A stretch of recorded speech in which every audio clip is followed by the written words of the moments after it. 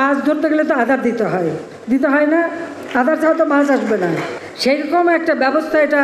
যারা লুটেরা, যারা ঘুষখোর, যারা প্রতারক, যারা কোনো কাজ না করে বাংলাদেশে বিল করে কোটি কোটি টাকা নিয়েছে, এই সবাই তো আওয়ামী লীগের লোক। যারা সিন্ডিকেট করে বাজার দুর্নীতি করেছে সবাই তো অবৈধ টাকা আওয়ামী লীগের। তাই তারা হয়তোবা টাকা সাদা করতো। সেইটা কি আপনার ইনডাইরেক্টলি আপনার এই তাদের প্রধানমন্ত্রী নিষেধ করলো কিনা? জি, ধন্যবাদ আপনাদেরকে। আপনারা আসলে বাজেট নিয়ে জানতে চেয়েছেন।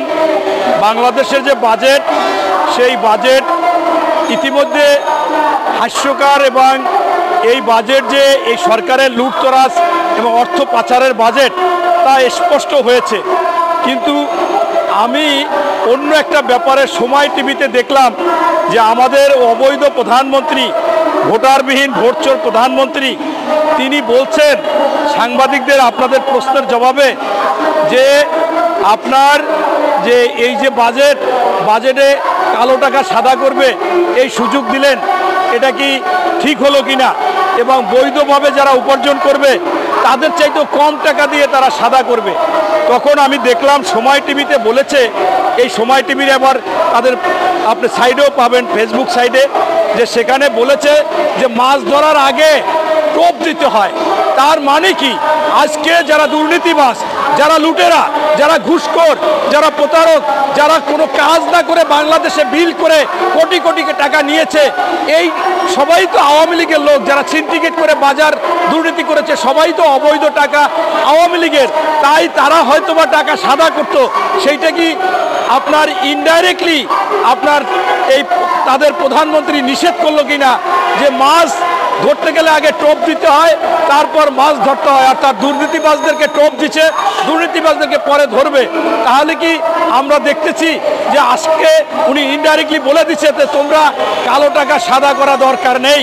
তাহলে কি দরকার ছিল আজকে এই বাজেটে কালো টাকা সাদা করার একটা স্কোপ রাখা?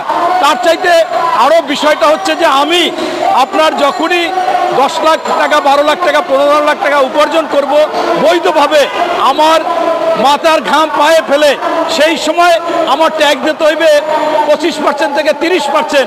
অথচ এই যারা লুটেরা, যারা এই বেনজির, যারা মনে করেন আজিজ, যারা এরকম 21 লক্ষ কোটি টাকা পাচার করেছে বিদেশে, আপনাদের পেপার পত্রিকায় বলা হয়েছে যে এই 16 বছরে 21 লক্ষ কোটি টাকা পাচার করেছে। তাহলে তারা এই বাজেটে তাদেরকে সুবিধা হচ্ছে কিনা? কারণ তারা যদি আপনার 15% দিয়ে টাকা হোয়াইট করতে পারে, আর আমাদের যদি বৈধ টাকা 25% থেকে 30% লাগে। তাই একজন আপনার অর্থনীতিবিদ, আমি নামটা মনে করতে পারতেছি না, তিনি বলেছিলেন যে এই বাজেট হয়েছে বেনজির, মানে অর্থাৎ নজিরবিহীন বাজেট। আবার পাশাপাশি উনি বলেছে যে এই বেনজিরদের মতো লোকদের বাজেট। টোটাল মিলিয়ে এই বাজেটকে বেনজির বাজেট হিসাবে আখ্যায়িত করেছে। আসলেই এটা একটা আওয়ামী লীগের বেনজির আপনার এই বাজেট। আমরা দেখেছি যে খাতে টাকা লাগবে 1000 কোটি টাকা, সেখানে 5000 কোটি টাকা তারা ধরেছে।